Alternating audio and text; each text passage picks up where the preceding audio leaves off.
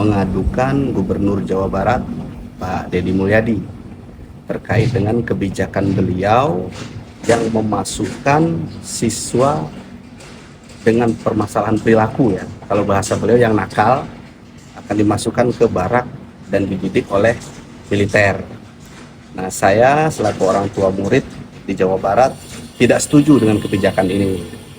Saya ingin kebijakan itu dihentikan karena kami menilai kebijakan ini syarat dengan dugaan pelanggaran hak asasi manusia. Nah, yang pertama alasannya adalah karena saya melihat bahwa Deddy Mulyadi ini nggak ngerti atau nggak paham dengan falsafah pendidikan. Pendidikan itu kan tujuannya adalah memanusiakan manusia. Artinya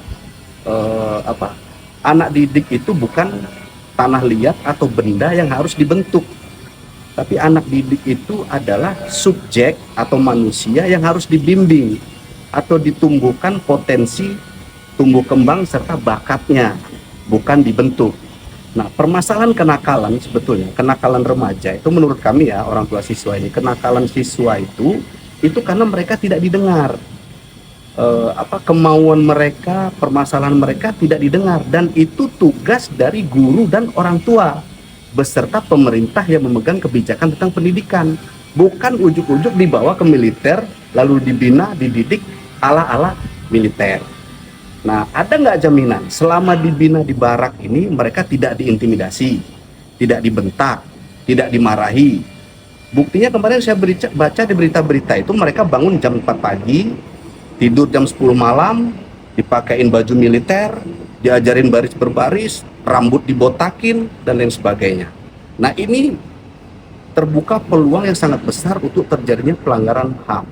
Yang pertama. Yang kedua, apakah ada jaminan dengan dibawa ke barak militer ini, masalah kenakalan itu akan terselesaikan? Kan nggak ada jaminan juga. Apalagi kurikulum untuk pendidikan di militer itu tidak diuji, tidak terbukti ampuh atau tidak. Nah, kurikulum maupun metode pendidikan yang baik untuk anak terkait dengan permasalahan siswa dan lain sebagainya itu sudah lengkap diatur oleh Kementerian Pendidikan. Guru juga tahu metode dan lain sebagainya. Jadi ketika dibawa ke barak militer, itu saya rasa ini sangat bertentangan dengan tujuan pendidikan itu sendiri. Jadi bukan memanusiakan manusia, tetapi memiliterkan manusia.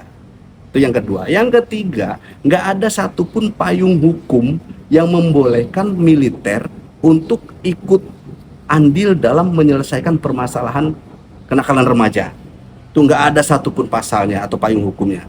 Nah, dilihat dari sini, kami menduga bahwa Deddy Mulyadi ini sudah melakukan penyalahgunaan wewenang. Kami menduga bahwa Deddy Mulyadi ini sudah melakukan penyalahgunaan wewenang.